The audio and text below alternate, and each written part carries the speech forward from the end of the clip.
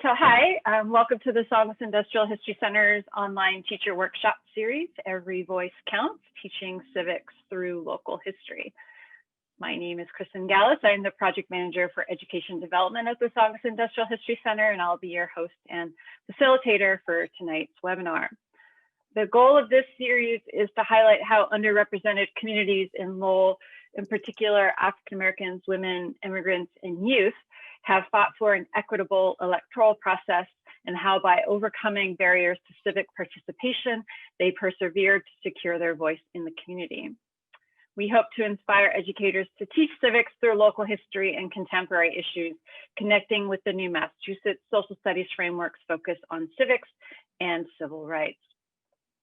Funding for this series was provided by Mass Humanities, and we're proud to be part of the Mass Humanities series, The Vote, an initiative on statewide conversations about civics. Kristen, we're not seeing the usual screen, we're seeing your script, so if you want to change it. Oh, that is not good.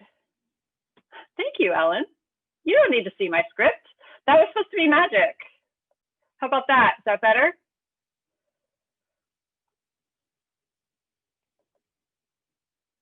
Are you seeing the screen, the slides now?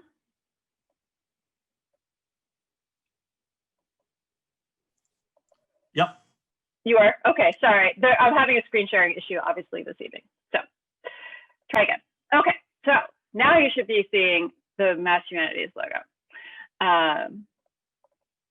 The Saugus Industrial History Center is a partnership between the University of Massachusetts Lowell College of Education and the National Park Service at Lowell National Historical Park.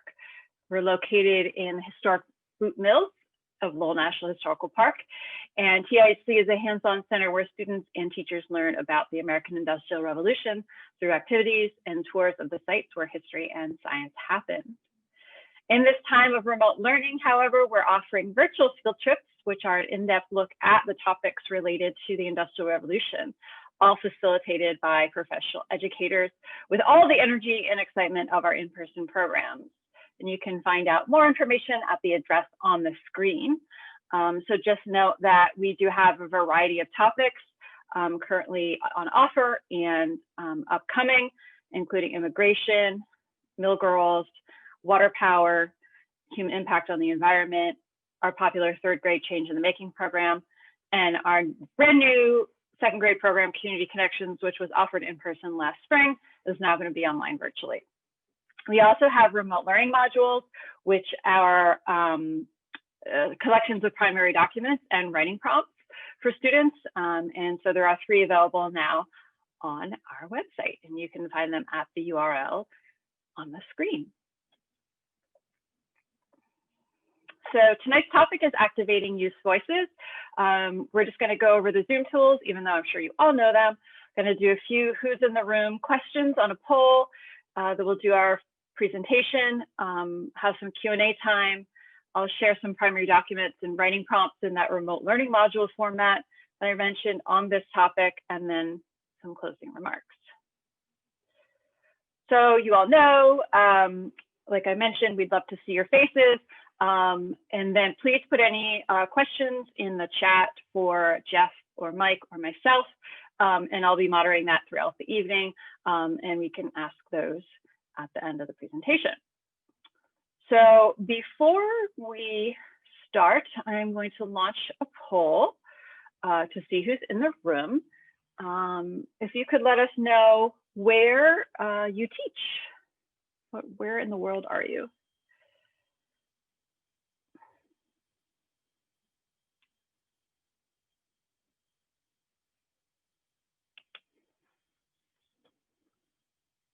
Sometimes the poll shows up behind your Zoom screen if you can't find it. So it looks like we're 100% Massachusetts today. The next question is, what grade do you teach?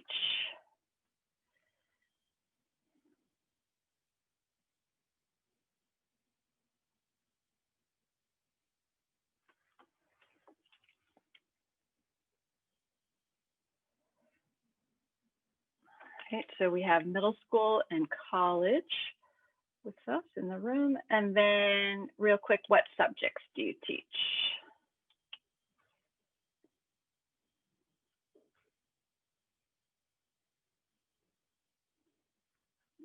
So we are a mix of history, social studies, civics, and other. Excellent. So thank you for indulging me on that. So it's my pleasure now to introduce tonight's speakers with the topic, Activating Youth Voices.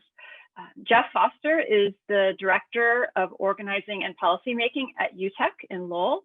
With over 15 years experience in youth work, community organizing, and campaign management, Jeff is responsible for managing UTech's policy and budget platform, which includes young adult justice reform and ending multi-generational poverty. Jeff also oversees UTech's community organizing programs, including a statewide youth-led policymaking coalition called Teens Leading the Way, which trains young adults to run their own policy campaign.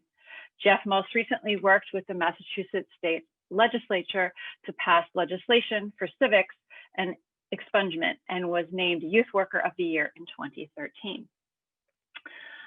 Mike Nagel is a social studies teacher in Lowell Public Schools. He was the 2019 Massachusetts History Teacher of the Year and first Civic Engagement Champion from Massachusetts, an award given by the Frank Islam Institute of 21st Century Citizenship in partnership with the National Association of State Boards of Education. Mike serves on the Department of Education, Elementary and Secondary Education Civic Assessment Development Committee, and is a member of Generation Citizens National Teacher Leadership Board and Project 351's Educator Advisory Group. So it is my great pleasure to welcome Mike and Jeff to present for us. And I think Mike lost the dice roll and coin toss and is going first. So I'll turn it over to you, Mike. All right. Thank you very much. It's nice to be here. Nice to see everyone. See some familiar faces there. Mr. King. So I'm going to do a quick screen share. I actually put together a little a slide deck with some resources and also just a way to try to keep myself on track, but we can, you know, we can just have a discussion, free-flowing discussion, I'm sure. Let me just jump back here. Okay. So first thing I want to point out, Jeff Foster actually was one of the people who got us engaged in Action Civics. And there you can see a picture of Jeff, putting Jeff out there in my classroom a few years ago. So we, at that time I was teaching 8th grade at the Pine Arts School in Lowell, and looking for ways to make, at that time it was just US History 1, and just looking for ways to make the curriculum more interesting, more engaging for students. And we got involved with Generation Citizen, and our first guest speaker, we had Jeff come in to talk to us about organizing for a cause. And you know, there's lots of different projects. I'll highlight some of them tonight, but Jeff is the one who got our wheels turning. So thank you, Jeff. And those students, by the way, in the picture there, they're all seniors now. But that's when they were back in 8th grade at the Pine. So a couple things, I guess, we're all familiar with Lowell, or I know everybody's from Massachusetts, right? So, okay. So I'll just kind of jump into some of the Action Civics projects that we do. And then share some of the resources that we're using in Lowell Public Schools. So we first engaged with Generation Citizen about 4 years ago, I'm sorry, at the high school. And it's a nonprofit organization, Generation Citizen, and they work with schools around the country with this Action Civics curriculum. And you know, we were just looking for different opportunities to try to mix things up in 8th grade at the Pine. We had a great launch with it, and then teachers in other schools started using it. So it went from Pine Arts, and then just conversations with other teachers. Then the Robinsons started it, a teacher over there, Mr. King, also has done it at the Butler. And, you know, over the past 3 years now, we've spread out to all 9 middle schools in Lowell. Lowell High School also has a large Generation Citizen program there.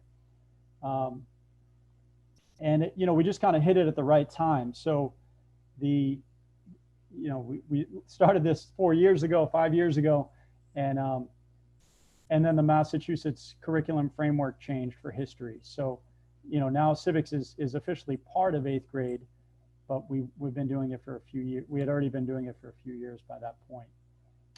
This past year, we had about 2,000 students in Lowell engaged in Action Civics projects.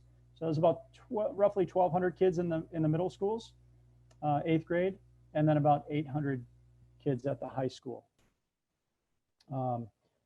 Yeah, as you know, I go through the project examples here.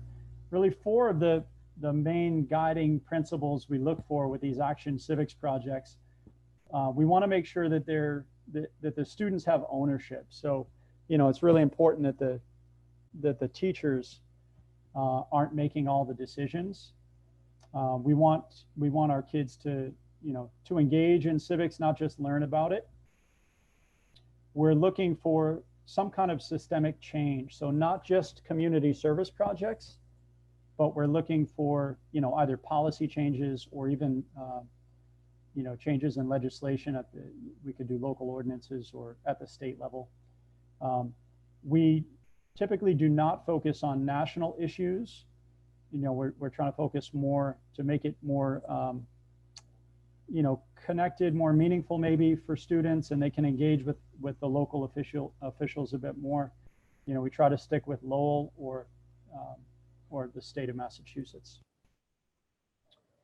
I want to actually begin with just a 1-minute audio clip. I don't know if anybody has listened to the Scene on Radio podcast. I think Kristen mentioned that she has, but it's a great podcast series. And we were really fortunate last year. We had a journalist come out, a journalist by the name of Ben James, who does a lot of work with NPR. But he came out and spent last fall, pre-COVID, spent last fall in our classroom following our Generation Citizen Action Civics projects.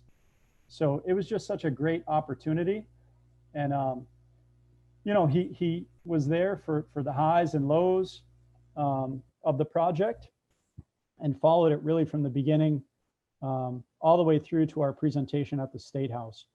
So I'm going to pop this open. We'll see if it works here. Okay. Yeah, so this will run for about a minute. Hopefully the audio is clear for you. Okay, but this is Ben James in our classroom as the students are deciding what they want to work on. Against 60 other classes and their civics projects. But first, they need to agree on a topic. They have to be able to identify issues in the community and care about it enough to do something about it.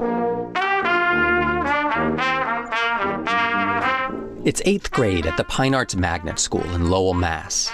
Last week, Mr. Nagel helped his students go from 50 potential issues to a dozen to 5. So mental health is one of them, homelessness, you see them all, medical financial support, and then child abuse and drug abuse. Now they're down to 2, mental health and what they're calling medical financial support.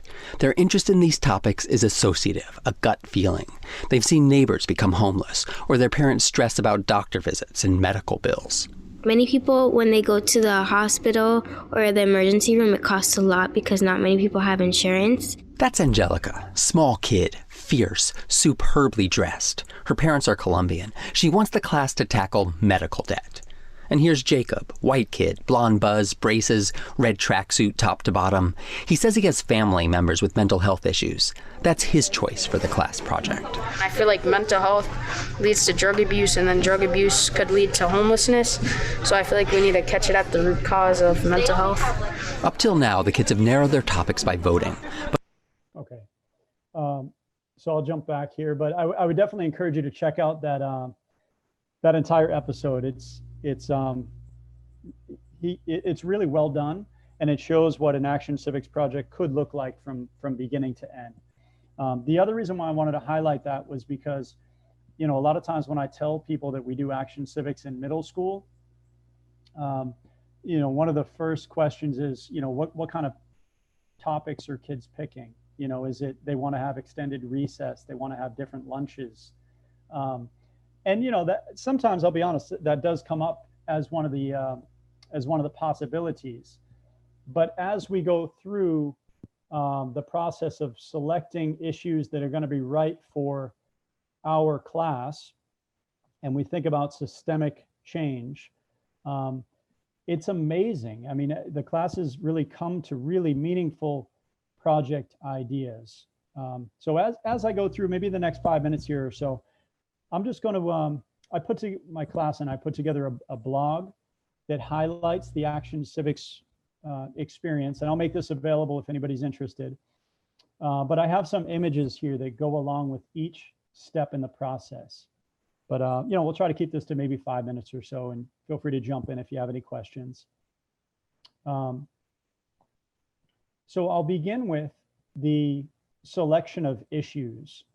And, you know, really what the kids do, they brainstorm, they conduct interviews with their family members, with neighbors, with other teachers, you know, with their friends, with coaches, and they come up with these massive lists of issues, problems and opportunities in the school, in their neighborhood, in the city, in the state. And then we go through a process of trying to narrow them down. Okay, so it's pretty well structured, but all of the ideas are coming from the students. They go through a process of voting, we narrow it down, and then we do, eventually we come to this, we call it the opinion continuum. I don't know if you can see this image clearly, but this is just part of the students in the class. But they essentially get online in the class, and you know, one side of the room will be all for an issue, the other side is against the issue, and in the middle, you know, they're okay with it, but they're not excited. And through that process, you know, we usually get down to about 3 topics before we do this one.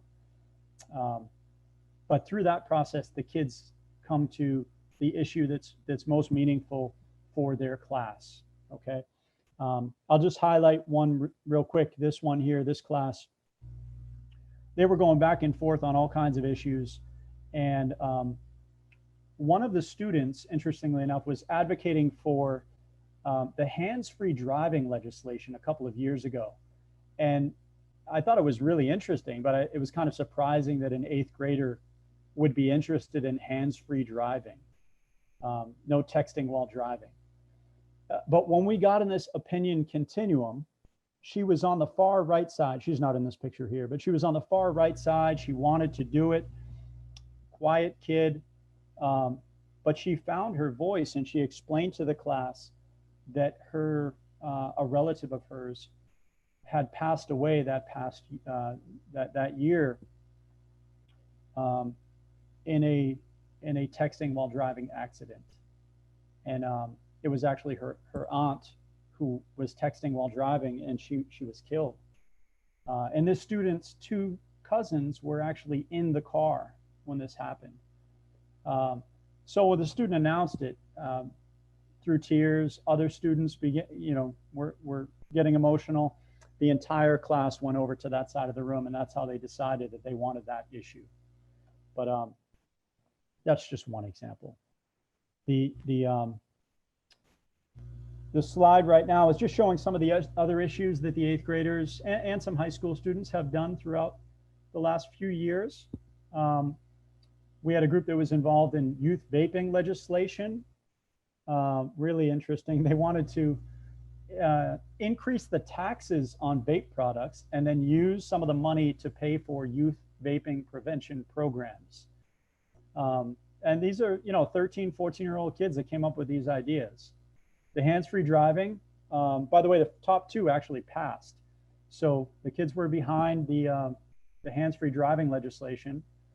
And then they were also behind that youth vaping prevention program with the tax on vape products. That one also passed at the State House. So those ones are now active in Massachusetts. You can see down the list, drug abuse comes up in a lot of classes. we had a class that wanted to put a food pantry in Lowell High School. And that is, you know, of course now with COVID, not many students are there, but the food pantry is operational and students have been using that food pantry for several years now. Students at the high school also did a gun buyback program with, in partnership with the Lowell Police Department and different houses of worship around the city, where they were offering gift cards, no questions asked, you know, with police officers involved, collecting weapons off the streets. And I think as of last year, I think they were up over 50 guns were taken off the streets of Lowell through that program. The students, I should mention, I put 3 years running, the students who started that program have graduated from high school, but they're still running that, that civics project on an annual basis, just something they really believe in. You can see some of the other items here. Hiring diverse staff in Lowell Public Schools. That's another thing that students have really advocated for with the superintendent and the school committee. Okay. How are we doing on time, Kristen? You have a few more minutes, but they're like 2 or 3 minutes. Okay, all right. So, you know, again, I'll make the whole slide deck available, but really with civics, we're looking at kind of 6 stages of student-led civics projects where they explore their own role in the community. They explore different community issues. They conduct some research. And then they come up with some kind of a plan. They take action on that plan, whether it's changing, you know, or passing state legislation or local laws or something in Lowell Public Schools, for example. And the whole process, our Action Civics experience in Lowell, takes about 10 weeks. So the 8th graders across the city are engaging in this, as I mentioned, about 1,200 kids this past year. And it's been, you know, it's been a little challenging, of course, with COVID, but it has been, you know, successful over the last few years. I don't know if, I guess I'll just keep the link for the blog in there, but here you can see some images of kids engaging in the process, making phone calls, having guest speakers come in, conducting their research, the opinion continuum image in the top left. Yeah, why don't I stop it there, Kristen, because I don't want to start a new piece, but I'll just, you know, it's available in the slide deck if anybody's interested, or I can answer some of the questions with these resources toward the end. Sounds great. Thank you, Mike. Okay, yeah, I've got a list of questions already for you. So, yeah. So thank you. And just so that y'all know, you get an email hopefully tomorrow with Mike's complete slide deck. So, and all his resources. So Jeff, over to you. Perfect. Thanks so much. And Mike, thanks for that picture of me. I teased Mike, got my good angle. Looking good, Jeff. So, hey, everyone, I'm Jeff Foster. As Kristen said, I'm the organizing director at a youth organization in Lowell, Massachusetts called UTEC. And so I don't have a slide deck. I'm just going to share some stories, but I do have about a 2-minute video that Kristen's willing to play for us. I'd love to show you. It's got a kind of highlight reel of the movement our young people launched. I'm here to talk about the Vote 17 campaign, which was a youth-created and youth-run campaign in Lowell that tried to lower the voting age for municipal elections here in the city to 17. And you know, I'm happy to talk about our program model and how we do it. You know, but I'm also just really happy to talk about that issue. So real quick introduction about UTEC. So UTEC was actually founded back in 1999 as a result of a youth-led organizing effort. In the late 90s, really on ethnic and cultural lines, there was a sharp increase in youth-related violence in the city. And even today, we still have anywhere between 25 to 30 active gang sets. And so UTEC was created because young people got together after a high-profile incident of violence and really pushed the city to say, we need something after school where young people can go that's near the high school, that allows us to have a positive outlet. Downtown was always seen as kind of neutral territory to different sets. And so the city council obliged with a small grant of $40,000. It was federal pass-through dollars. And UTEC was born. So it was named by young people, originally the United Teen Equality Center. And the idea of youth organizing and civic engagement of young people was really front and center, in addition to our street outreach program, which we still have today. So fast forward to 10 years ago, we revamped our entire program model. We're now really exclusively focused on high-risk 17 to 25-year-olds, most of whom I think have unique expertise on the criminal justice system and the failure of many public systems. And so we're really doing a lot of work now around, jail involved, prison involved young people. But the idea of civic engagement is still front and center. That's still really important to us. And I've had the privilege for 11 years now to really run, in partnership with our young people, our organizing program. So real quick, to set up the video, and I'll show the video first, and then I'll talk about the campaign. But the real background is ever since 2003, when our young people started to acknowledge that the root of the problem in terms of youth violence and lack of opportunity in our city really had a lot to do with local government and state government. Our young people together in 2003 said, let's do our own city council candidate forum. Let's make sure we're injecting the issues that we care about into kind of the local discussion around municipal elections. And so for every year since 2003, our young people have run our UTEC's youth-led city council candidate forums. They're all on YouTube. They're extremely entertaining. I would totally encourage you to go look at them. Our young people always come up with really clever means of timekeeping, everything from using giant gongs to having a giant duck mascot and a live DJ playing a quack noise to interrupt candidates. Check it out. It's really cool. But what we do is it's really strategic. Our candidate forums, and we've done congressional candidate forums. We did a gubernatorial candidate forum. We tried to do a US Senate youth-led forum this year, but COVID unfortunately interrupted that. But the means of doing these candidate forums are intentional. It's to find issues our young people care about, and then we ask really specific kind of policy-looking questions to the candidates. And there's a variety of metrics we use to select our campaigns, but that's how we choose the campaigns. And so in 2009, right when I started at UTEC, we did our candidate forum, and one of the issues our young people identified was this idea of lowering the voting age could be a really good way to get young people in Lowell more civically engaged. And so we did a lightning round, and we asked, I think it was 18 different candidates, yes or no, would you support this in Lowell? And all but one said yes. And we thought, oh, wow, well, that checks the winnability box. Clearly we're gonna be able to pass this with a city council vote. So we learned quickly that it took a heck of a lot more than a city council vote. Our young people took this campaign nationally, and we did a few trips to DC, a few trips to New York City. Ultimately, the campaign did not win. But I'll tell you, it was a hell of a ride. And so, Kristen, I don't know if you would mind, now's probably a good time to show the video, and then I'm happy to just share with folks kind of the path that we walked. Sure. Again, just want to say apologies for the video. It's YouTube. It's not Jeff's fault. It's the Zoom connection, unfortunately. So we'll share the link to the video to watch it afterwards if folks want to see it. Thank you. Yeah, so here goes. 17-year-olds have been fighting for the right to vote. School students from Lowell heading to Beacon Hill today. They're fighting for their right to vote. And that's the whole idea of a grassroots political movement, that you're encouraging others to follow your example. Spent the last 2 years trying to convince state leaders that 17-year-olds in their city should be able to cast a ballot in municipal elections, giving them a voice in local government.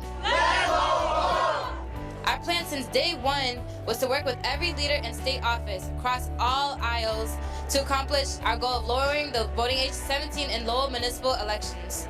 Squash that whole culture of disengagement from So it was really refreshing to have young people saying, let us vote. Dozens of teens gathered in Lowell yesterday in an effort to make their message heard all across the state. The reality is, we are ready. What are we? Ready! Ready! We have every right to take part in what is directly affecting us. The bill has already received support from the Lowell City government and state delegation. Yes, yes, yes, yes, yes, yes, yes, Yes. yes, yes. I'm proud of you for engaging your state legislators, and I'm proud of you for bringing it up to the State House once again. Continue to stay engaged and continue to be involved in your city and your neighborhoods. You are the future of this city. This issue has become even larger than Lowell. Frankly, I say the more politically involved young people get, the better the future for this country. Who knows where this might lead? You know, to quote President Kennedy, the torch has been passed to another generation. We will continue to work with our public officials to get this on the ballot on 2013. We know that we can create lifelong civic habits, increase voter turnout, and increase youth engagement within our community. It seems as if we are expected to become cynical of the political process, but we refuse to do that. We understand that not all campaigns can be won immediately.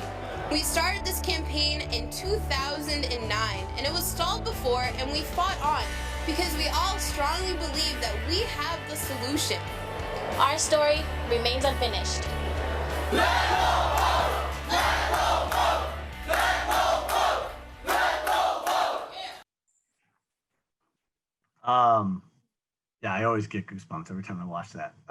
So what happened with this effort was we thought, hey, this is great. We're going to get city council to pass it. At the time, we would have been the first city in the country to do this. And so we were like, oh, we want that. So the narrative, well, let me backtrack. So legally, in order to do this in Massachusetts, a city council has to vote, but they have to go through what's called a home rule process. Which is a state law where any change like this to local elections has to be approved by the state legislature. And so that's why we took the campaign to the State House, where we were there for about 5 years. We eventually got it passed in the Senate, but the House never wanted to do it. So that's unfortunately, it was the end of the process. But the story was huge. You saw there, maybe Fox News National took the story up. I don't know why they liked it, but they did. Gretchen Carlson, if you all know her, on Fox and Friends, interviewed our organizers live. I was like sweating bullets that day. But the story blew up, and it ended up catching the attention of other groups across the country. And I know at least 3 cities across the US have now done this. They don't have that state law that requires state approval. So I know 2 communities in Maryland, and I believe 1 in California. And so, our young people, there's the policy win, but there's also the youth development win, and I often call this the double whammy. And Mike and his class and what Generation Citizen's been doing in Massachusetts is a perfect example. It's, if you can make that change and have young people lead the campaign to make that policy win happen, awesome. But even if you don't get the win with the policy, you tend to get really good outcomes with young people. And one thing I'll share is there's a group at a Tufts University called Circle, which I don't know if folks are familiar with, but if you're not, write this down. Just write the word Circle and Tufts. It's a really long acronym. It's the Center for Information and Research on Civic Learning and Engagement. They are a national leader on youth voting and youth civic engagement, and they just happen to be right down the road here at Tufts.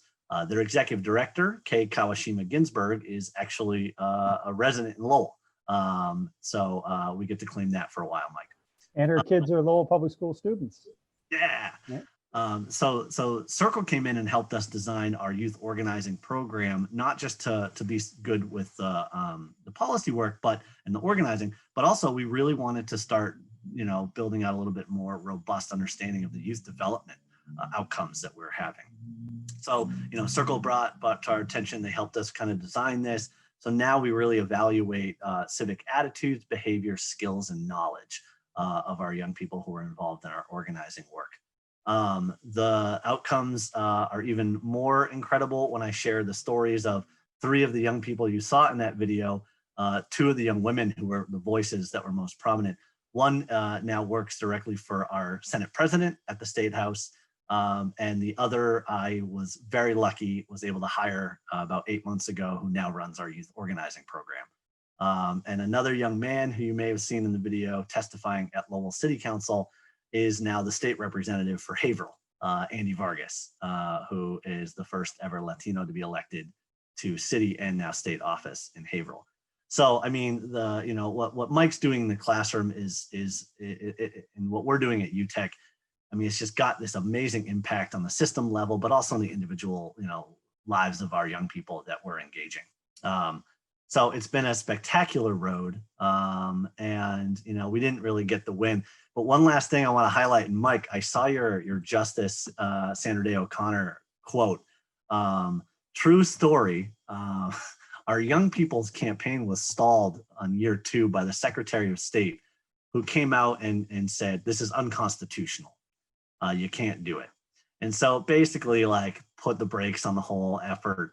But our young people, who, as you heard in the video, refused to give up on the political process, started Googling constitutional law experts, and they started reaching out to different experts. And I don't know if you all know, but Professor Lawrence Tribe, who's out of Harvard, whose claim to fame was teaching not only Governor Deval Patrick, but also President Barack Obama, replied to our young people and invited our young people to meet with him. They met. He gave his legal opinion pro bono. It totally shut down the Secretary of State, who walked back his opposition. But Professor Tribe invited us to Harvard for a lecture that he was giving on civics. And he talked about working with the Vote 17 youth, and he was on a panel with Justice O'Connor.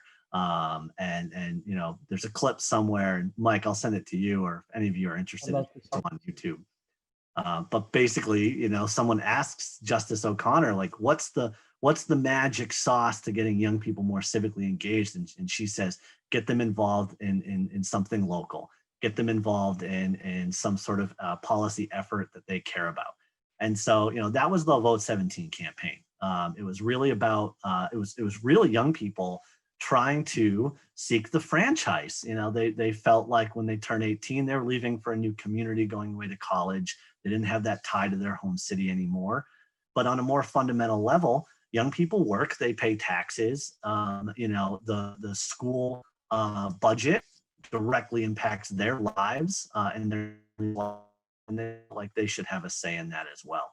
So I'll stop by saying State Representative Andy Vargas has filed legislation called the Empower Act, which is an effort at the state level to change the law that will allow for municipalities who want to innovate for local elections only, whether it's lowering the voting age or doing expanded early voting or whatever, that the city will no longer have to go to the state for approval.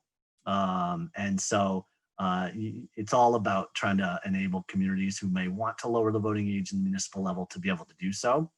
And it's really neat to see some of our former youth organizers now doing this from positions of power as elected officials. So I'm going to stop there. I'm happy to throw it out to everyone for Q&A, but just want to say a quick thanks to Ellen and Kristen for inviting me to join, and Mike for being a great partner. And I hope to be able to partner with some of you moving forward.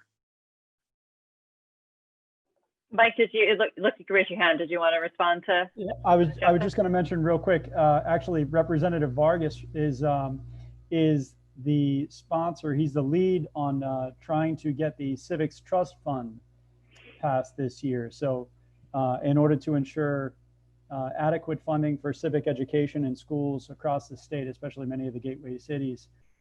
So we had that going last week. He and I actually just exchanged messages on Friday regarding that. So he's still very much involved in civic ed. Yeah, actually, I totally forgot to mention this. So Vote 17 was a UTEC Lowell-based campaign, but we also have this statewide coalition called Teens Leading the Way, which is how I met Andy when he was 16. And their campaign at the time was and they filed legislation was to revamp the civic education laws in Massachusetts. It was a mandate, but it wasn't really happening. And so, working for many years with that coalition in partnership with the League of Women Voters and Common Cause Massachusetts, many other groups, eventually Generation Citizen, it took many years, but Andy got to give his maiden speech as a newly elected state rep as he voted with the House to pass the bill that as a 16-year-old he helped to write. And he brought me onto the floor of the House for his maiden speech. I'm just standing in the corner like crying. I'm like, this is insane. But yeah, Mike, he's an amazing champion. Civics is not near his heart. It is his heart. And he's a great champion for all of our young people. So if any of you, have young people that want to maybe get involved at the state level and you want an ally, reach out to Andy Vargas. That's great. Taya messaged me and said that they had a question. If you want to unmute yourself and ask the question, you're welcome to do that. Yes, I was wondering, because I saw last year a lot of under 16, like 16, vote 16. First of all, I want to tell you what you just said was so inspiring. I want to say that first. And I think it's interesting for kids to see how long it does take to go through the process. So I actually have two questions. One, did any kids feel a little frustrated that it took so long? And two, did your movement inspire the vote at 16 movement, which we've heard a lot about, at least I read about last year? I can't take credit for that directly, but I like to think our young people did. We connected when this was really at the height. There's a group in New York City, a national group called DoSomething.org, which has done some great campaigns with like MTV and getting young people engaged. They brought us in and they actually paid our young people for a year to be consultants to them and their board in terms of helping to kind of like get other communities interested in this issue.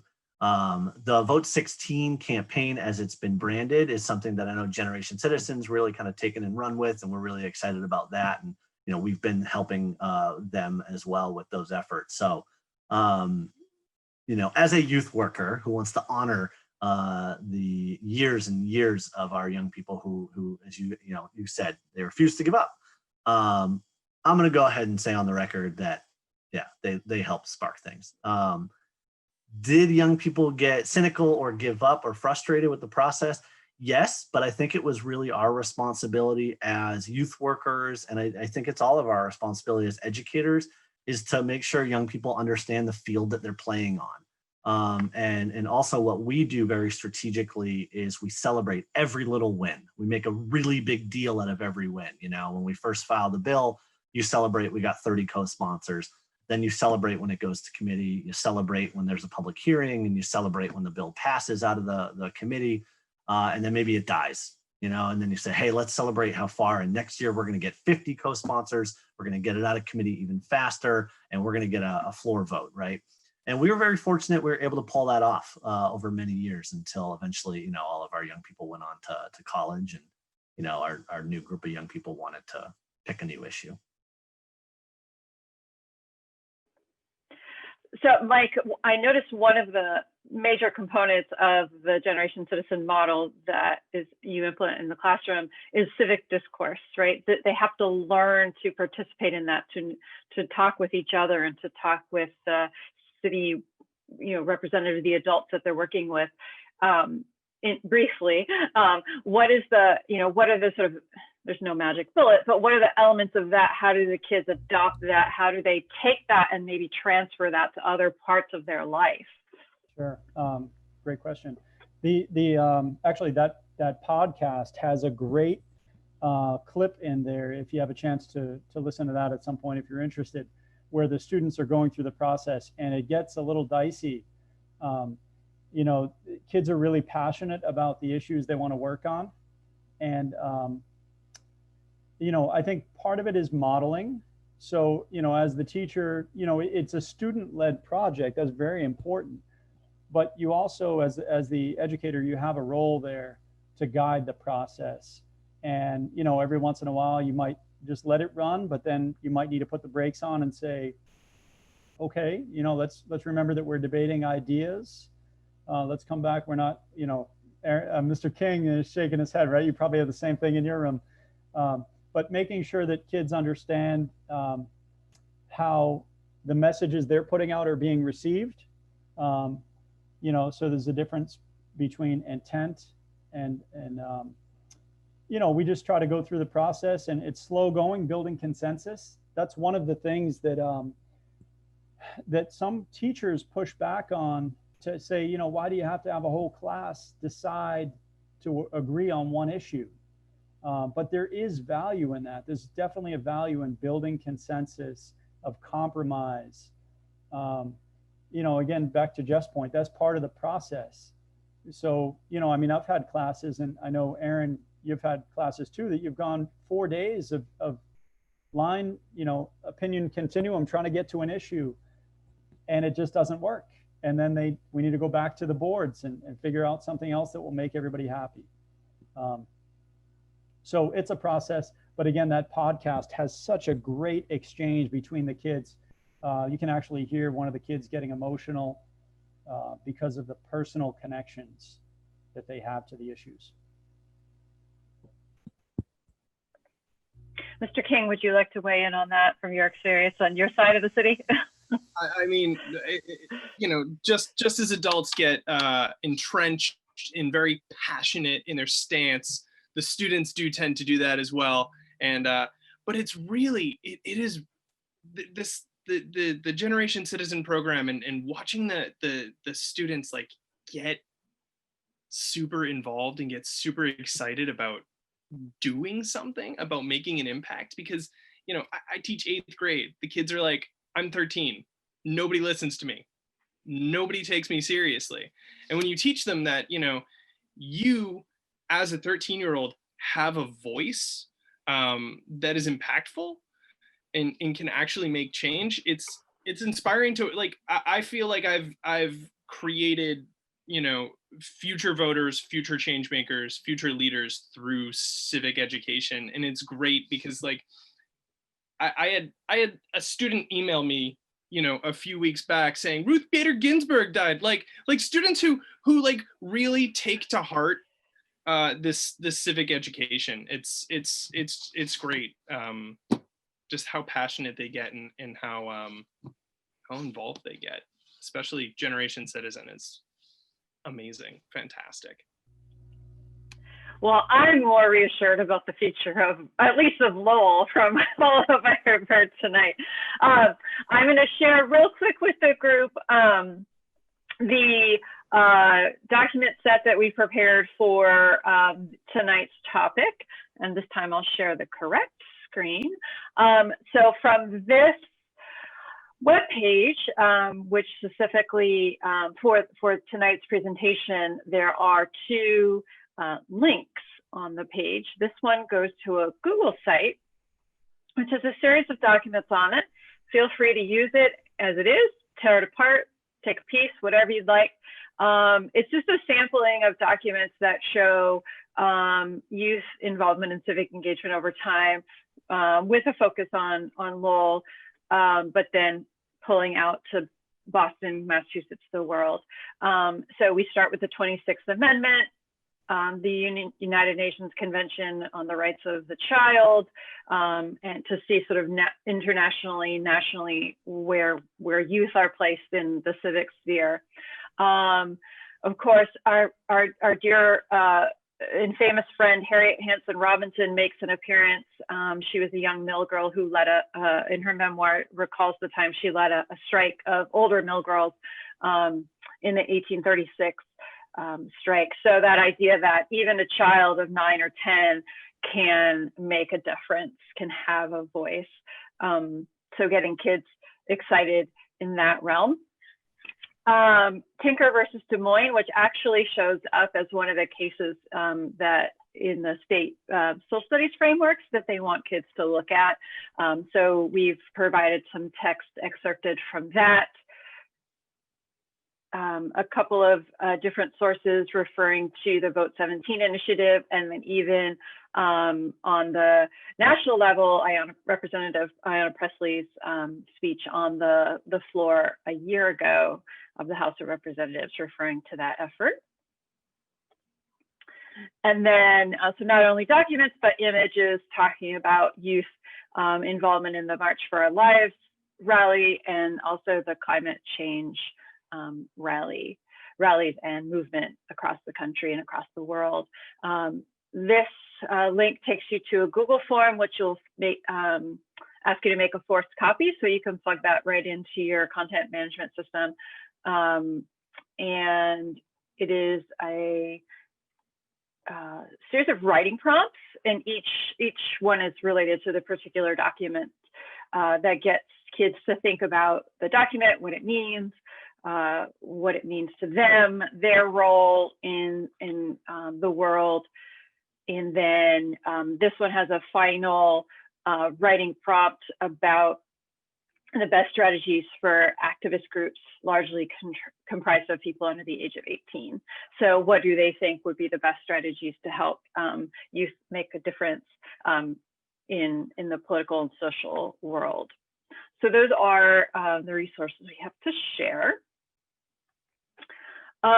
We have some time left, so I want to open up for any final questions to Jeff or Mike, any final comments, thoughts people have they want to share about either of these amazing projects that we've heard about.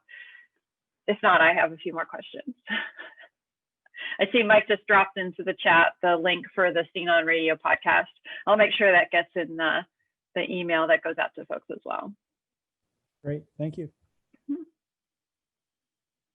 I want to know how, we talked briefly about this before everybody else came on the call, but Mike and Jeff, you can each speak briefly to this, how you're adapting your curriculum to the virtual world, because so much of what you've described has been face-to-face activism and engagement. So how are you adapting to the virtual world? You want to go first, Jeff, or preference? Okay, so for Lowell, we, as a district, we moved most of our Action Civics projects out to the spring, just because, in person obviously lends itself. It's much easier to do an Action Civics group project when you have the students with you. That's not to say that we're not doing any civics, though. There was a lot of work this fall, especially connected to Lowell High School, with voter registration. We talked about the ranked choice voting, students exploring issues of not just the candidates, but and not just the presidential candidates. We wanted to focus on states, on our senator candidates, and the 2 ballot questions, although I have to admit the right to repair wasn't very exciting for students, but they did have an interest in ranked choice voting. So there was definitely still some work we could do with civics around that, but it no question, it has been challenging. Some of the organizations like GC have put out material for remote learning.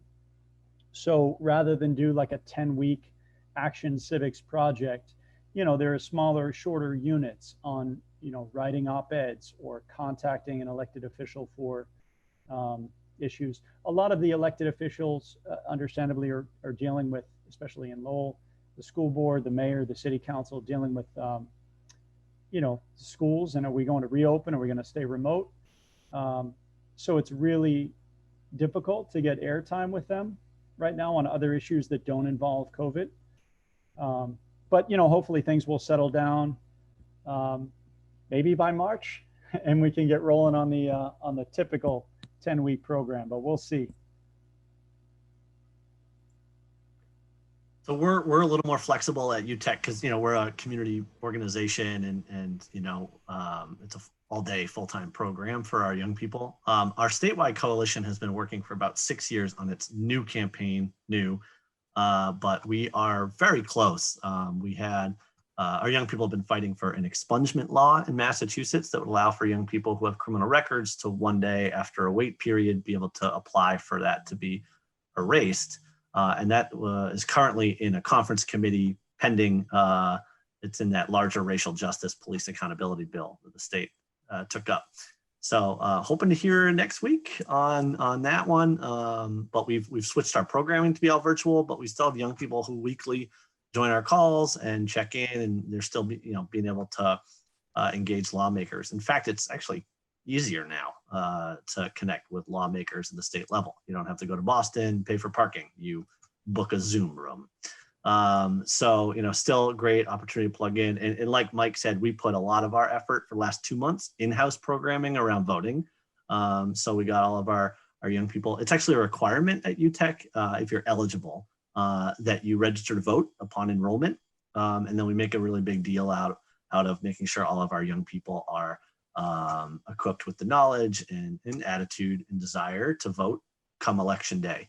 And so we had a lot of fun this year. We did a 2-week program where young people learned about the history of the fight for voting in America, right? How it started with only people that look like me being able to vote. And so that was really inspiring to a lot of our members to feel like, if they were born 80 years ago, they might not be able to vote.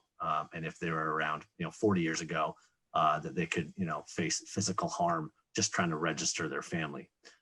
So we did a lot of that this year. It was really motivating, and it's very strategic and intentional for me to be partisan neutral. But I'd be remiss if I didn't say that the results of the presidential election was very inspiring to a lot of our young people who felt like 4 years ago their vote didn't kind of have the impact they wanted. So they came a little disillusioned. But this year, a lot of our young people, not all, but a lot of them felt like, hey, I voted and it went the way I wanted. So they felt kind of a stronger connection with voting there too. So, yeah. Great. Well, thank you both. We're nearing 7:30. So I want to say thank you again to Jeff and to Mike so much for participating this evening. Thank you all to all of you for attending. And of course, thank you to Mass Humanities for the funding to support this series. It's been really great. Very, very soon, once we finish closed captioning all of the recordings, they will all go up on our website with the other resources. But within the next week, within this week, you'll get the email with the recording for tonight and all Mike's slideshow and all of the links that we've talked about so far. And Jeff just put his email in the chat. Thank you very much. And oh, Sheila, I see Sheila raising her hand. Go ahead, Sheila. Looking for my little yellow hand, but I guess I don't know where it is. But I wanted to, in this last of all the webinars, this is the last one, right? Number 6. Thank you, Kristen, for a really fabulous series. Thank you, Ellen, for all of your support work and for your persistence in getting the word out there. Thank you to the presenters, Mike and Jeff, and over the series we had many wonderful presenters, and some of you are repeat attendees. I recognize your names, and they and I go way back to past Tsongas Center professional development activities, and it's wonderful to have her be part of this group. John is a wonderful volunteer at Lowell National Historical Park. Harry is one of our fabulous museum teachers. It's been a real pleasure for me to be with all of you tonight, and inspiring is the word of the evening, but I really want to commend Kristen and Ellen for their work over the whole duration of this series. Thank you all so much. Thank you, Sheila. You're welcome. I've learned so much in the last 7 weeks. So thank you. And if you are interested in other types of professional development along this line, drop me a note. We're happy to keep doing these types of Zoom things, maybe when Zoom fatigue is not such a big thing anymore. It'll be more novel. And then in person when we can get back in person. So thank you, everyone. Have a good night. Bye.